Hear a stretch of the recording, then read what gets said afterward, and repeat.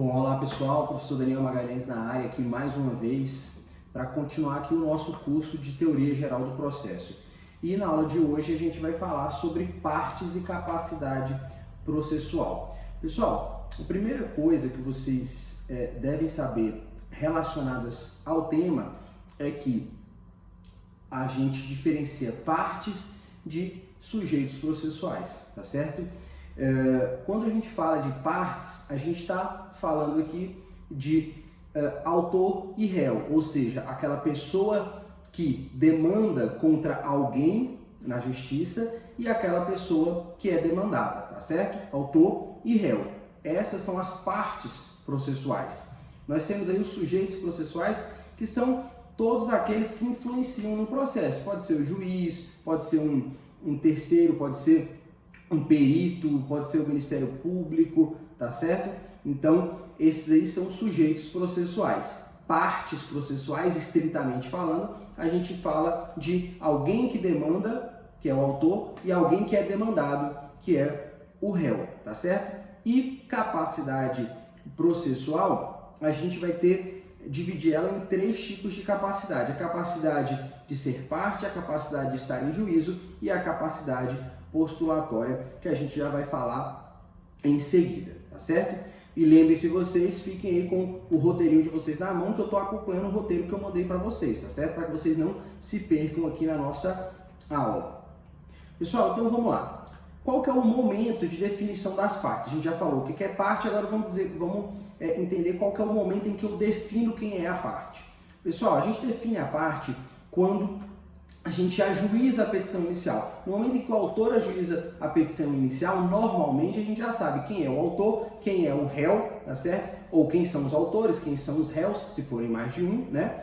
E nesse momento, em geral, desde a inicial até ao final do processo, as partes serão as mesmas. É claro que haverão exceções em que no meio do caminho aí podem haver uma sucessão de partes, onde as partes podem ser mudadas, ou pode haver aí um complemento de partes quando você tem, por exemplo, um litisconsórcio ulterior, quando você tem um chamamento ao processo, quando você tem uma denunciação à lide, tá? Então, que são, enfim, instituições do nosso Código de Processo Civil, do nosso processo civil, que trazem outras pessoas para atuarem como partes dentro do processo. Mas, tirada essas situações de litisconsórcio, denunciação à lide, chamamento ao processo, as partes já serão identificadas desde a petição inicial e até o final dessa ação, elas serão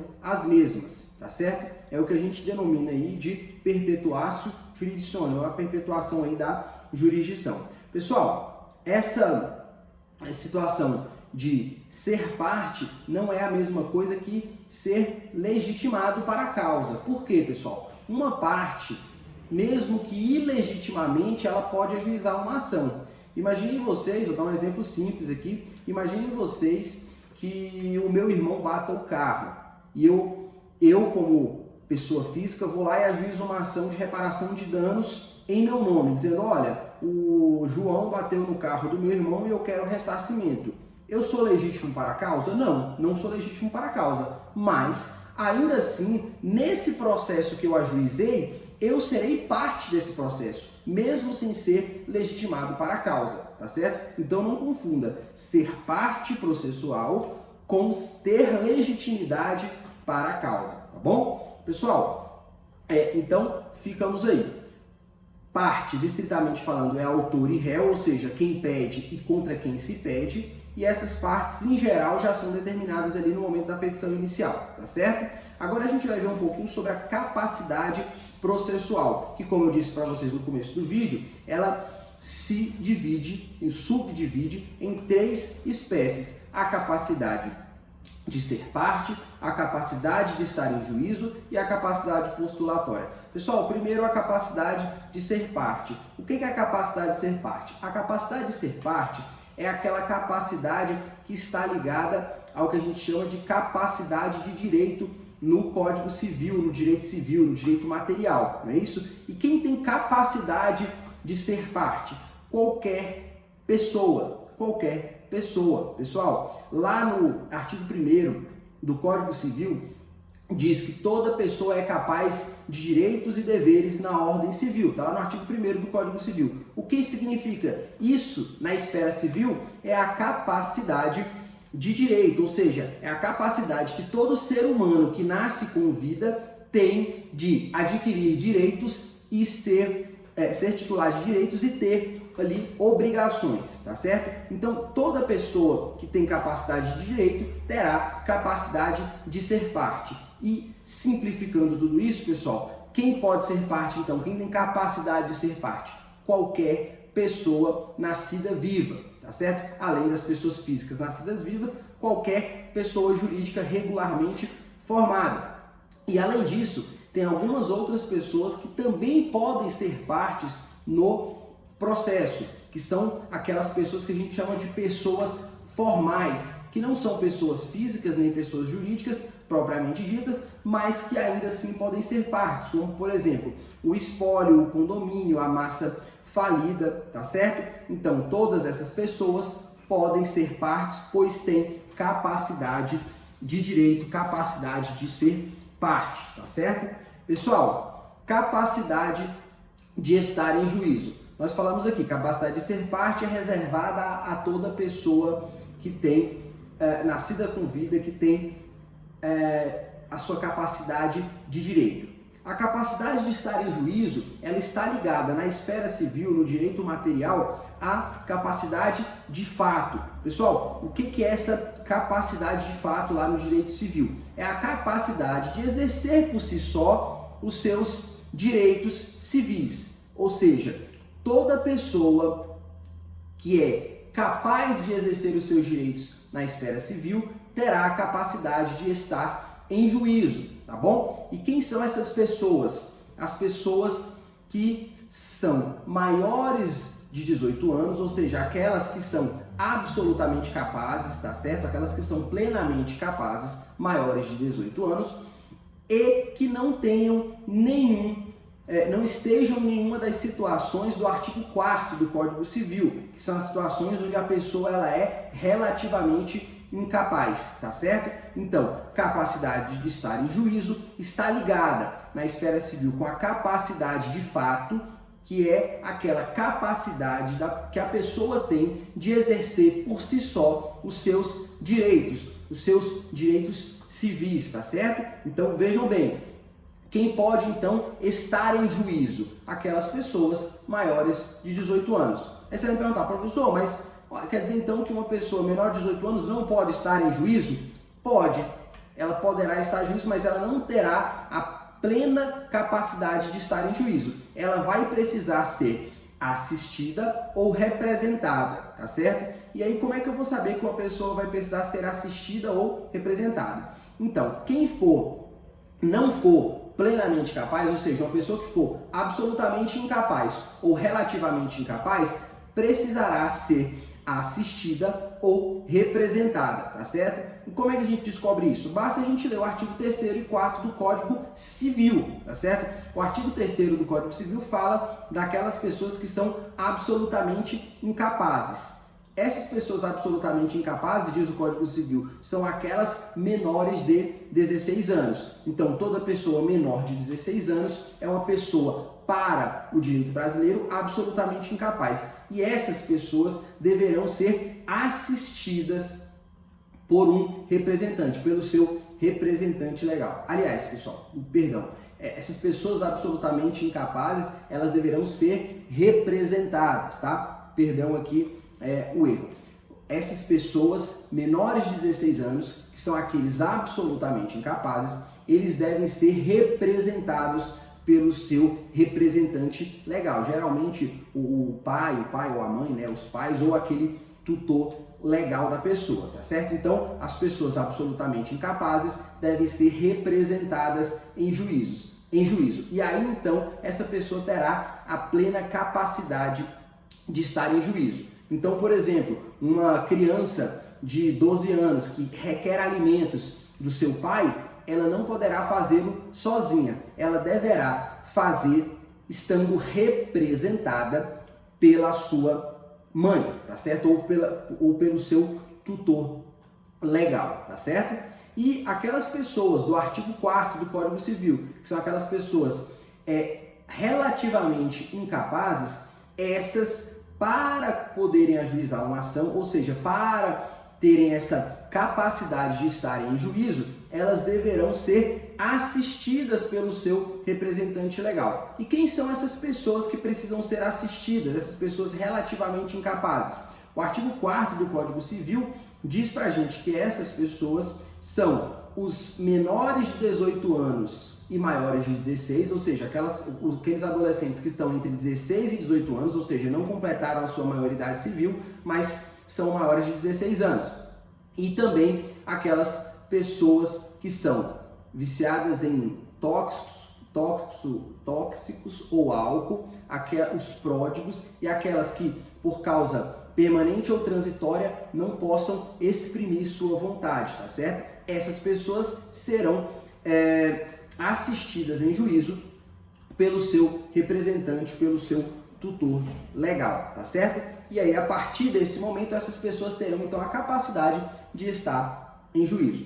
Pessoal, falamos de capacidade de ser parte, a capacidade de estar em juízo e vamos falar agora da capacidade postulatória. O que é a capacidade postulatória? Capacidade postulatória, pessoal, é a capacidade de você postular em juízo, de você pedir em juízo, de você praticar um ato dentro do processo. Em geral, quem tem a capacidade postulatória são os bacharéis em direitos com inscrição na Ordem dos Advogados do Brasil, ou seja, o advogado, o defensor público, o procurador, tá certo? O promotor e esses bacharéis em direitos que estão ali regularmente inscritos na Ordem dos Advogados do Brasil. Mas, pessoal, essa capacidade postulatória, ela não é uma capacidade livre, sem regras, onde o advogado pode pedir de qualquer jeito, tá certo? O advogado, ele atua em nome de uma terceira parte, daquela pessoa que o contratou. Nesse sentido, o advogado precisa ter uma procuração para atuar em juízo, tá certo? Então, essa capacidade postulatória está ligada à capacidade de praticar atos técnicos dentro do processo. E essa capacidade, ela está vinculada, então, à capacidade do advogado, defensor público, promotor, procurador, tá certo? Ou seja, os bacharéis em direitos ali que são regularmente inscritos na Ordem dos Advogados do Brasil. E para tanto, essas pessoas, as pessoas públicas não, promotores, procuradores não, mas o defensor público, o advogado, necessitarão de um instrumento de mandato, tá certo? Que é a procuração, ou seja, a pessoa que contrata o advogado, passará então uma procuração para que o advogado possa, em juízo, atuar em nome do seu cliente, tá certo? É importante, pessoal, lembrar o seguinte, que caso um ato técnico seja praticado dentro do processo por alguém que não é advogado, esse ato ele é considerado nulo, tá certo? Então, se alguém pratica um ato dentro do processo, um ato técnico, né, dentro do processo e que não é advogado, esse ato será considerado nulo. Pessoal, nós temos aí duas exceções a essa necessidade de apresentar a procuração para praticar o ato. A primeira exceção é quando o advogado atua em causa própria, e aí por um simples motivo, né? Eu, por exemplo, sou advogado. Eu não preciso passar uma procuração para mim mesmo para que eu possa me representar em juízo, porque não seria necessário, já que eu mesmo tenho essa capacidade de praticar esses atos técnicos e eu serei a parte no processo, tá certo? Então eu não preciso da procuração. E a segunda exceção a essa necessidade de imediata apresentação da procuração é quando o advogado vai praticar algum ato reputado urgente, tá certo? Que ele não possa pegar a procuração da parte. Então, para evitar o perecimento de um direito, eu como advogado posso praticar um ato em nome de uma parte que me autorizou verbalmente, mas que não me passou a procuração. E aí, eu como advogado tenho a obrigação de, dentro de 15 dias, prorrogáveis por mais 15, apresentar um instrumento de mandato à procuração, tá certo? Isso tudo está lá no artigo 104 do nosso Código de Processo Civil. Pessoal, então terminamos aqui a nossa parte de capacidade processual. Capacidade, só recapitulando aqui, capacidade de ser parte, toda pessoa nascida com vida, pessoas jurídicas e aquelas pessoas formais, massa falida, condomínio, espólio. Capacidade de estar em juízo, toda pessoa que tem a sua capacidade civil, aquela capacidade de exercer os atos por si só. E aquelas pessoas que não têm isso deverão ter a assistência ou a representação, tá certo? Serão representados os absolutamente incapazes e assistidos os relativamente incapazes. E capacidade postulatória, que via de regra é dada aos bacharéis em direitos com inscrição na Ordem dos Advogados do Brasil, tá certo, pessoal? Agora a gente vai falar um pouquinho sobre a sucessão processual. Pessoal, primeiro o que é essa sucessão processual? Eu disse no comecinho da aula para vocês que as partes elas já estarão identificadas na petição inicial e elas devem ser as mesmas até o final do processo. Via de regra é isso, tá? Via de regra, autor e réu já estão identificados na petição inicial e eles serão autor e réu até o final do processo. Mas pode ocorrer em algumas situações legalmente estabelecidas que haja uma sucessão de partes ou até mesmo uma sucessão de procuradores, tá certo? De advogados. E a gente vai tratar dessas duas situações agora. A sucessão ou a mudança de partes e a mudança de advogado, de procuradores, tá certo? A primeira situação que eu quero falar com vocês é a sucessão das partes, tá certo? Essa sucessão ela pode se dar por falecimento ou por negociação de um bem jurídico em litígio. Por falecimento é fácil, né, pessoal? Quando, por exemplo, o autor de uma ação falece, eu vou ter que substituir ele, porque ele já não vai poder mais levar à frente aquele processo. E uma segunda hipótese é a hipótese de negociação de um bem jurídico em litígio. Basta vocês pensarem na hipótese do seguinte: duas pessoas estão litigando por um imóvel, né, sobre a propriedade de um imóvel, e eu compro um imóvel de uma dessas pessoas. Ou seja, eu estou comprando um bem jurídico que ele está em litígio. A gente chama de bem litigioso. E esse bem litigioso, por óbvio, ele deverá, essa decisão desse processo sobre esse bem que está em litígio, deverá também atingir aquele terceiro que comprou o bem. Por isso, muito cuidado quando se compra um bem aí que está em litígio. Deve ter muito cuidado. Mas vamos lá, pessoal. Quando a gente fala então de sucessão de partes, a gente tem essas duas situações, ou o falecimento ou a negociação de um bem que está em litígio. E que são as causas de sucessão mortis-causa ou causa-mortis e a sucessão inter-vivos. A sucessão inter-vivos, pessoal, que é essa sucessão quando uma parte compra um bem que está em litígio, um terceiro que não é parte do processo compra de uma das partes o bem que está em litígio, essa sucessão processual ela só acontecerá se a outra parte consentir. Pessoal, isso aqui é muito importante. Vou dar um exemplo para vocês que fica bem claro. Imaginem vocês, por exemplo, que João e Maria estão disputando a propriedade de uma casa. E eu vou lá e compro esse imóvel da Maria. Falo: Maria, olha, eu quero comprar esse imóvel de você. Vou lá, pago o preço e compro dela esse bem. Mas eu sei que esse bem está em litígio, tem um processo sobre a propriedade desse bem. O que vai acontecer? Como eu comprei esse imóvel da Maria, que era ré dessa ação, eu vou entrar no processo e pedir para participar desse processo como parte, porque as partes do processo eram João e Maria. Eu agora quero participar desse processo porque eu comprei esse imóvel de Maria. Eu só vou poder entrar como parte desse processo se João, que é a contraparte, autorizar que eu entre como parte nesse processo. Se ele autorizar, Maria sai do polo passivo da ação, ela deixa de ser ré da ação e eu vou entrar para ser réu dessa ação. Isso é sucessão processual. E aí você me pergunta: professor, mas vem cá, e se o João não concordar que você entre nessa ação como réu? Se ele não concordar, eu não poderei entrar nessa ação como réu. Eu não serei parte, propriamente dito, dessa ação.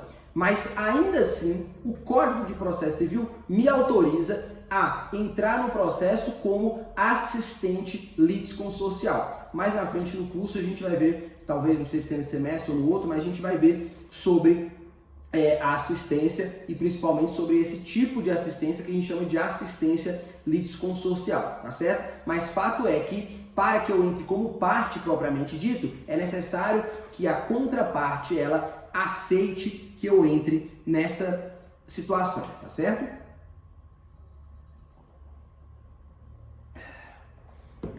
E vamos lá, pessoal. Se houver a sucessão causa-mortes, ou seja, pelo falecimento de uma das partes, a gente pode pensar aqui no mesmo exemplo.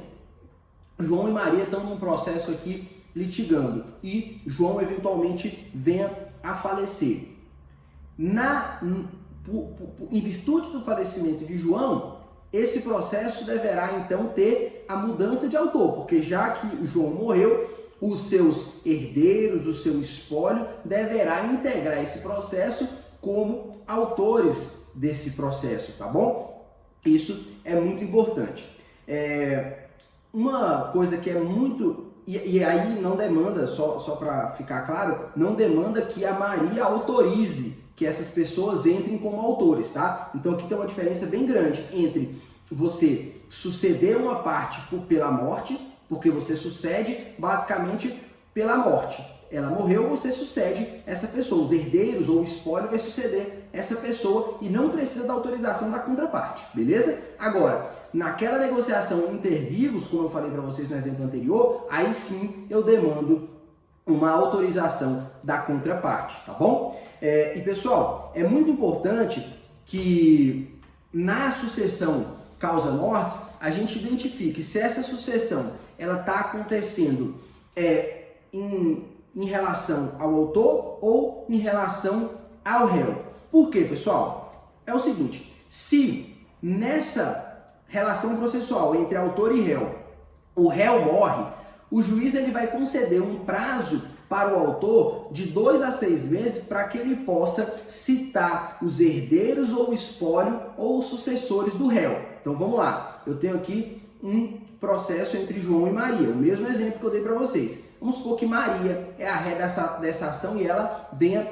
a falecer. Quando ela falece, o juiz vai conceder ao João um prazo de 2 a 6 meses para que ele possa efetivar a citação dos sucessores do espólio ou dos herdeiros de Maria, tá certo? Para quê? Ele vai fazer a citação dessas pessoas, essas pessoas vão integrar o processo e o processo vai continuar normalmente, tá ok?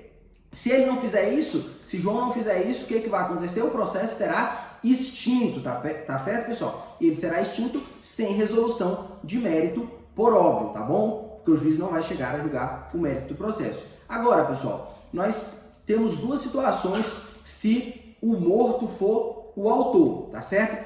Olha, se o autor morrer e o direito em discussão ele for intransmissível, o processo ele será extinto, tá certo? Agora, se o direito em questão for transmissível, o juiz mandará intimar os herdeiros, sucessores ou o espólio do autor para que eles integrem essa relação processual e o processo siga normalmente, tá certo? Então, em relação ao autor, nós temos duas situações. Se o direito for intransmissível, vou dar um exemplo para vocês aqui de direito intransmissível. Vamos supor que uma pessoa estava pleiteando ser candidato nas eleições. Ele tinha sido barrado para ser candidato numa eleição e ele tinha ajuizado uma ação para tentar ser candidato numa eleição. Se ele morre, esse processo será extinto. Por quê? Porque o direito de ser candidato ele é intransmissível. Se ele morreu, ele não poderá mais ser candidato. Então o direito ele é intransmissível, tá certo? Então não adiantaria esse processo prosseguir. Esse processo ele vai extinguir quer os sucessores queiram ou não, tá certo? Agora, se o direito for um direito transmissível, como nesse exemplo anterior que eu dei para vocês, que é o direito sobre uma propriedade de um bem, que é um direito patrimonial, o juiz vai intimar os sucessores, os herdeiros ou o espólio para integrar essa relação jurídica e o processo continuar normalmente, tá certo? Espero que tenha dado para perceber aí a diferença entre a sucessão mortis causa e a sucessão inter vivos. Pessoal, o último tópico aqui do nosso roteiro fala um pouquinho sobre a sucessão dos procuradores, a sucessão dos advogados. Está lá no artigo 111 e 112 do nosso código, tá? É até importante vocês darem uma lidinha lá, muito importante para vocês que vão ser operadores do direito, tá bom? Primeira coisa é o seguinte, pessoal, a parte ela pode a qualquer momento revogar o mandato que ela deu ao advogado. Então vamos lá, eu sou advogado, vamos supor que a Maria me deu uma procuração para eu ajuizar uma ação em favor dela. Beleza. Mas a qualquer momento, independente da situação, Maria pode revogar essa procuração que ela me deu, tá certo? E isso é um direito potestativo dela, tá certo? Aquele que deu a procuração pode revogar a qualquer momento, tá bom? Ela apenas deverá nomear um outro advogado dentro de 15 dias, sob pena desse processo ser extinto, caso ela seja autora, tá certo? E se a pessoa que revogou o mandato for o réu, ele será considerado revel, tá certo? E outra coisa, pessoal, além da parte que deu a procuração, que outorgou a procuração, ela poder revogar, o próprio advogado pode renunciar ao mandato, tá certo? Ou seja, o advogado, ele pode a qualquer momento renunciar ao mandato e não mais advogar para aquela pessoa que ele advogava, tá certo? Apenas o artigo 112 requer que o advogado comunique à parte que ele está revogando, que ele está renunciando, melhor dizendo, ao mandato, e esse mandato, então, ficará renunciado, tá certo? Agora, diz o código também que o advogado ficará responsável pelo processo ainda num prazo de 10 dias, que é, pessoal, o prazo em que a parte deverá, então, juntar a procuração de outro advogado, deverá apresentar no processo outro advogado, tá certo? Então, a partir do momento em que eu renuncio um mandato, eu tenho que comunicar à parte para que ela possa